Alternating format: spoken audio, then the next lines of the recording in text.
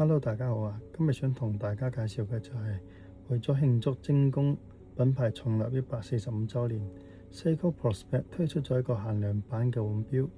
咁佢嘅藍色點綴設計靈感呢，源自於 Seiko Blue 嘅。Seiko Blue 誕生於1960年，經過歲月嘅沉澱啦，不斷嘅完善啦，至今都仲係 Seiko 嘅品牌精神象徵嘅。Seiko Blue 咧，今次俾佢運用咗喺個錶圈啦，同埋秒針上面作一個點綴式嘅。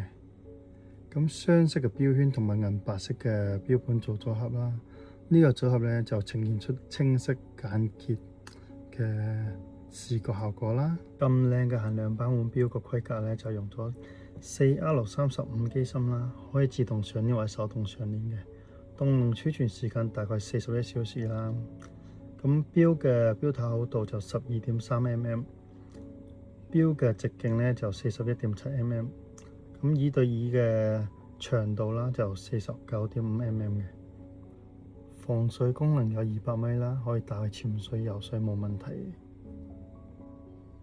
我哋將隻錶360度轉一個圈睇睇，咁我哋會睇到佢把的呢邊。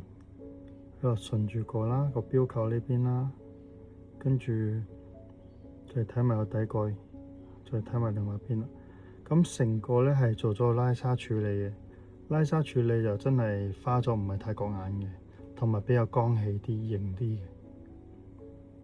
由下往上啦，咁啊見到個潛水圈同埋個把頭，咁都係做咗個網紋處理嘅，所以個效果睇出嚟比較特別啲。咁個扣啦，錶扣打住 Seiko 啦，底個係打住 Limited Edition 200米防水同埋限量編號。咁佢好特別就係底個係做咗拋光處理嘅，但係成件事係全部拉紗都做咗喺外觀度。咁啊下面睇唔到係做拋光處理嘅。今次呢款限量版腕錶錶殼嘅設計呢，省略咗好多弧度嘅設計，咁就採用咗多稜角嘅設計，令到個線條感更加強烈啦。連條錶帶嘅耳冚位咧，本身應該係做弧度嘅，而家做埋一個斜角，然之後再做一個倒角嘅拉紗啦。所以成個設計係比較陽光啊，比較清新，比較剛氣啲嘅。我哋而家轉下錶圈啦，個錶圈係1秒行2格嘅，咁啊喺度轉。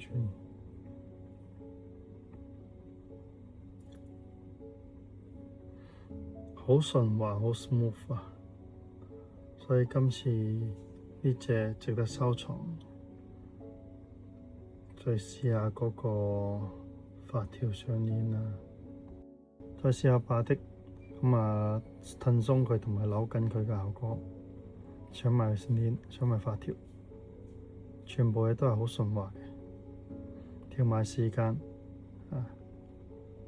咁精工一向做嘅質量比較好嘅，所以所有嘢咧做出嚟咧係一氣呵成啦，同埋個設計都真係好靚，同以往設計嘅腕錶係唔似嘅，因為佢呢個錶殼咧就多稜角設計，所以如果忠實粉絲咧，其實可以買一隻嚟做收藏嘅。始終145週年都係一個紀念嘅年份嚟嘅。今次介紹呢隻145週年限量版腕錶啦，咁啊全球限量9999隻，咁數量唔多嘅，全球分其實都唔夠分嘅。如果中意精工又係佢忠實粉絲，又中意收藏精工錶嘅，咁而家要嗱周圍破貨啦，因為數量實在太少嘅，同埋佢今次嘅設計係比較特別嘅。手錶外圈嘅刻度同埋手錶內嘅錶盤刻度咧，都做咗一個夜光效果嘅。咁而家用 UV 燈打落咧，就會大家見到啦，係一個藍色嘅刻度同埋外圈刻度係呈現到出嚟嘅。咁我哋睇下隻錶嘅錶帶啦。咁成隻錶帶咧係做到拉紗處理嘅，所以咧你就見到係啦，全條帶都係拉直紗。咁拉直紗嘅好處就係佢刮花咗唔係咁明顯啦。我哋睇下佢唔同角度。個耳冚位啦，做拉紗處理都係咁呢個延長扣位，打開個精工個安全鎖，咁啊見到個 V 字形嘅扣啦。咁呢度係一個延長扣位嚟嘅。咁呢個延長扣位咧就鎖得比較緊啲，因為始終佢新標啦，啱先出廠唔係好耐，唔係成日開佢。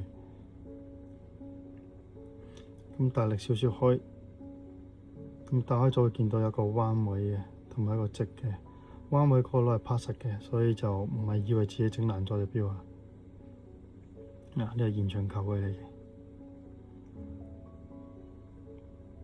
打開咗效果係咁樣啦。我睇埋另外一邊，成隻精工嘅扣係咁樣嘅。咁撳翻落去，勾翻住，拍翻落去，聽到啪一聲，係啦。咁撳翻個標扣位。多謝大家收聽，我係星傳鐘錶嘅 Element Show。咁嚟緊仲有其他換錶同大家介紹翻嘅，鍾意錶嘅就多多留意啦。